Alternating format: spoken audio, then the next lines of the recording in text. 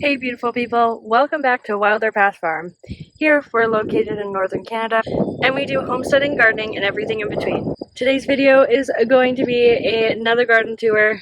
There's so much to show you, as per always, so let's get right into it. I figure we could start here in the in-ground garden for a change.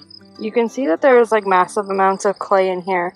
Now this whole in-ground garden is going to change for next year, but we still need to harvest most of the potatoes. The onions are coming along. A lot of them are quite large. We're not going to get as many as I thought because there's like missing patch there from the dogs, and I assume some of the wildlife out here messed with it somehow. The melons exploded. I don't know if we will get melons before we get a frost. The weather is super weird. So yeah, I'm not sure. The plant itself will be like chopped up and added back into the soil, so either way it will help out. But some of the onions are quite big and you know, they look good.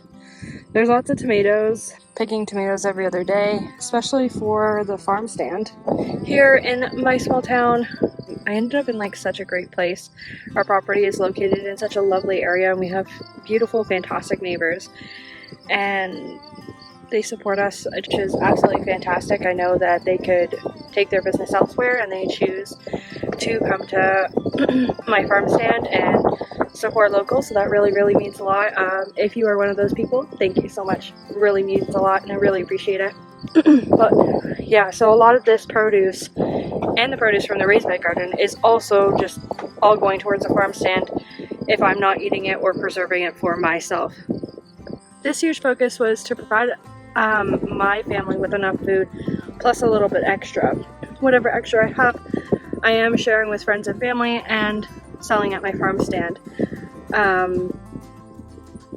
So that means there's quite a bit, but next year I'm hoping to hopefully hit some farmers markets, so that means that this garden's gotta be a heck of a lot bigger. But this is like a pretty big area. I'm loving it. Most of the winter squash is stunted and I don't really expect much from it. But we do have these two plants that are putting on some fruit. So we shall see. And these two as well. So yeah. It will really depend on our season whether or not I do get fruit from that winter squash patch. If the frost does come on time or early, then I definitely won't. But if it gets pushed back a few weeks, I may. So that would be great. Here I have the corn patch. Now, the corn is actually forming. There's the tassels are going. Yeah, I'm not expecting too much because a lot of the seeds that I did put down were stunted. But they're itty bitty and that's okay. If we don't get anything, we'll have some cute Halloween decorations because I'll dry them and put them by the front door. And then the zinnias are looking really pretty. Pollinators are loving these. I've had quite a few questions about the sunflowers. And some of these heads are like massive. And I mixed in some zinnias in here, which look really pretty. Hoping next year we can host quite a number of things, and one of them, with all the planning that still needs to be started, we can have our wedding here. But that's something that you kind of have to think about way ahead of time, is like if you're going to have flowers on your property that you want in your wedding pictures, you have to make sure you have the seeds to grow them. And I thought instead of buying more seeds, I could just keep the ones from those.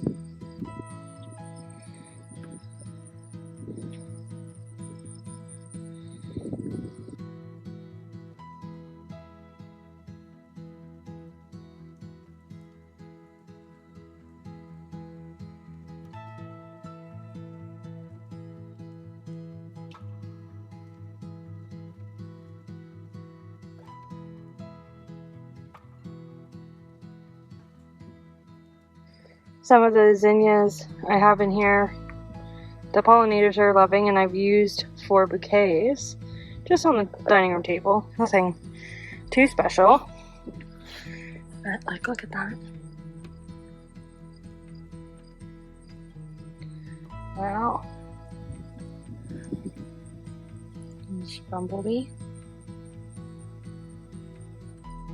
Zinnias are definitely one of my favorite flowers aside from sunflowers. Really love both. So yeah, we will definitely have to get right on to saving some zinnia seeds very, very soon. If not, like this week. So this is coriander here. Now we're starting to actually get the little coriander seed bulbs. Tomatoes are looking beautiful. I'm thinking next year we might put these spoon tomatoes in hanging baskets. Because like they just like hang down and sprawl like this naturally. Yeah, and I think they would look cute in a hanging basket. Plus, they might be easier to pick. My marigolds, some I started are starting to open. I'm getting some blossom end rot here, and some cracking, which is fine. But the plants seem to be doing fairly decent. Like, that's a massive tomato right there. Basil's looking good. And these cherries, man, let me tell you, there's not a more perfect garden snack than these cherry tomatoes. They're so good. Okay, let's keep going. Okay, so the plant actually starts there. There's trails along here and is out in this aisleway now. But we have pumpkin. We just put this board down so that the buggies don't get it. And there's actually another pumpkin in there. We might have to put something down for this guy so it doesn't get any bugs in it. There's a massive 8-ball there, Jesus. That's an 8-ball. That's pumpkin. They look similar, but this I know for sure is because I planted it here. But the pumpkin has like the stripes and it's shaped differently, whereas this one's like round. It should technically be smaller when you pick it, but that's alright. Some things just happen. Typically I do just kind of clip it off with a pair of snippers, but that's a pretty big size. A zucchini, it's an 8-ball zucchini. Just put that there. So my multi-head sunflowers are just getting ready to open up. These really pretty zinnias. It's like a yellowy cream color, pretty pink.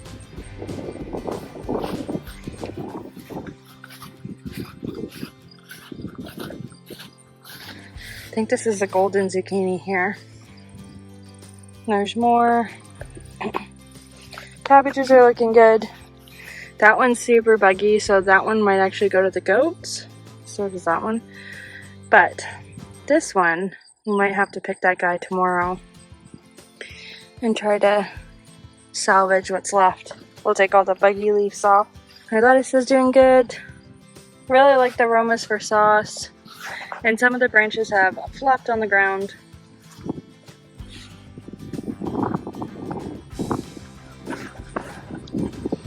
It's that season though. Like, I put like 110 into my garden and it gives me so much back. And then by the end of the season, I'm like, okay, I tap out, I need a break. But yeah, we're almost to the end of the season now. So I'm grateful for what I've gotten so far. I'm hoping to get a little bit more, but yeah, it was like 40 degrees today and there's a nice cool wind coming through now, so who knows? No one can predict the weather here in Canada. I will have to tie up some of these branches because like that one with all that fruit, I don't want that to go to waste. And then that one has so many cherries.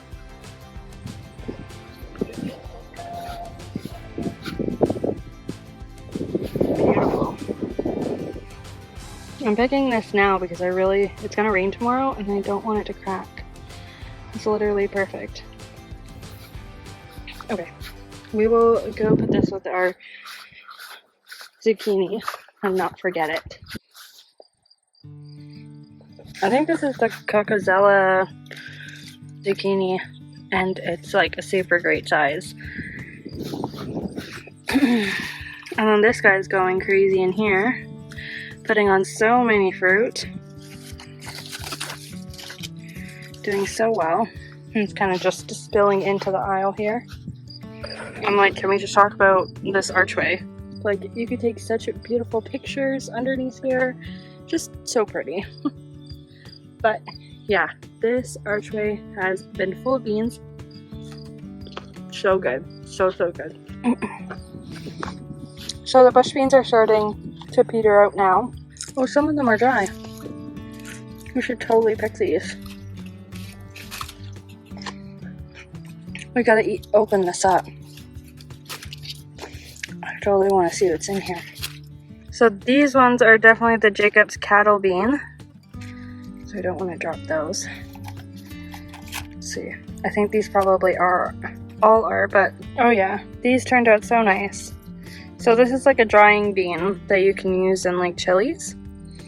I'm gonna keep a lot of these for seed for next year though, so I can kind of double before I keep them, but I will keep some.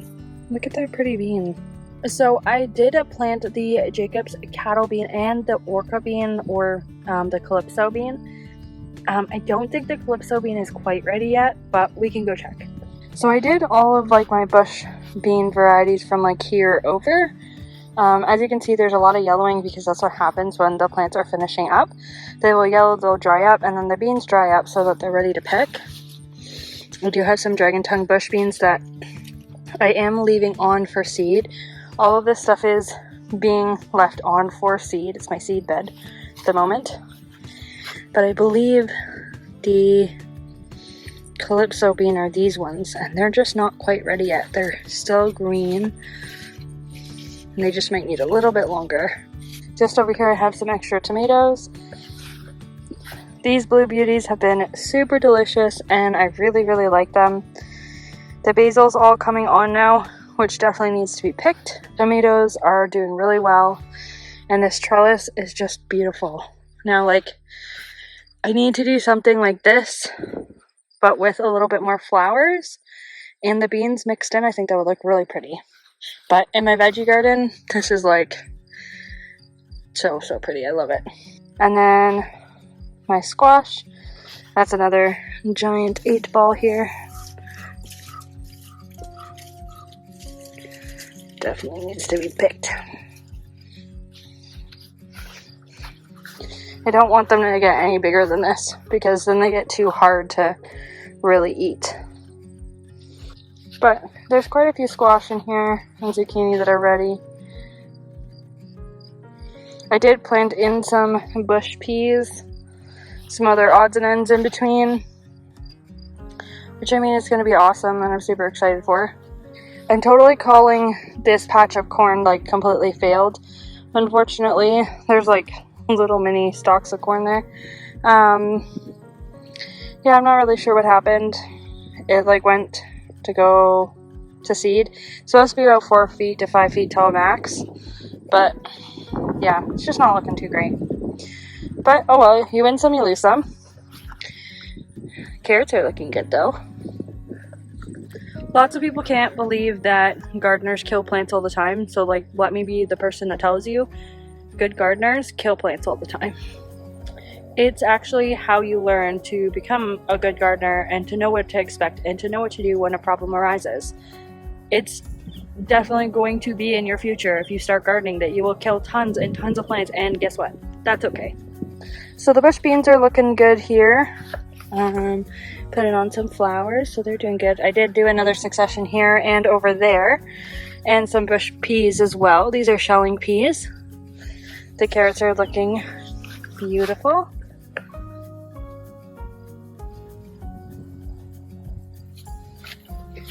My pretty bubblegum pink zinnia.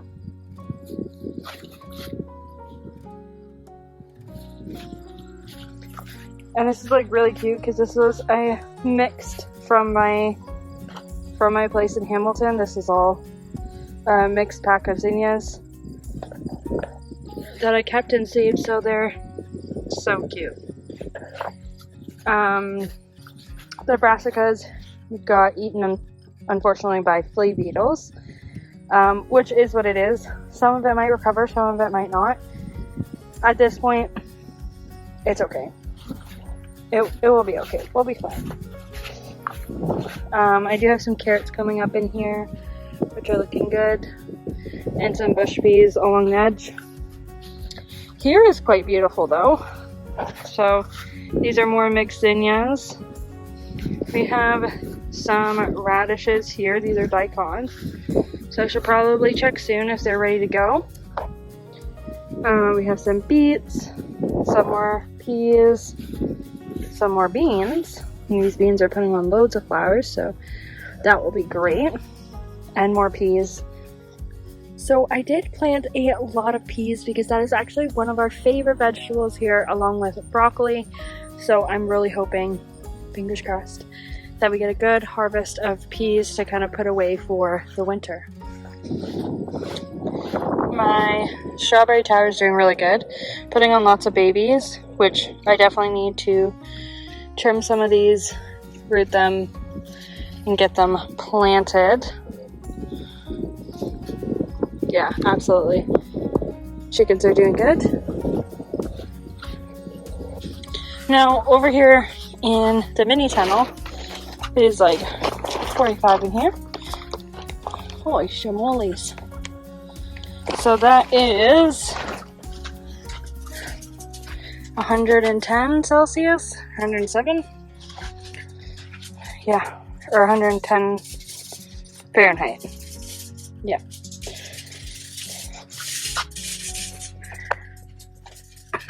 We're getting some ripening of some peppers, lots of flowers, lots of fruit, which is super good. At a point this season, I almost called this a loss because they were really, really badly stunted from being transplanted. So, I mean, I think next year I have some ideas of how I'm going to reduce the effect of transplant shock, which I will share with you in another video.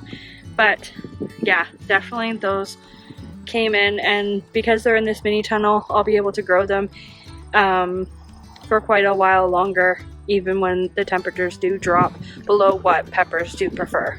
So the apple trees are doing really well, and the cherry trees as well. They're all bouncing back, which I'm super happy about. I'm going to need to do some pruning once the temperature does cool off, and we're going to add to the orchard. I am excited for this like big area here to be filled with fruit trees, and we're going to be planting a thick line of trees here to kind of make a buffer between us and the road, because we do have a lot of animals, so it'd be nice to have a little bit of a buffer.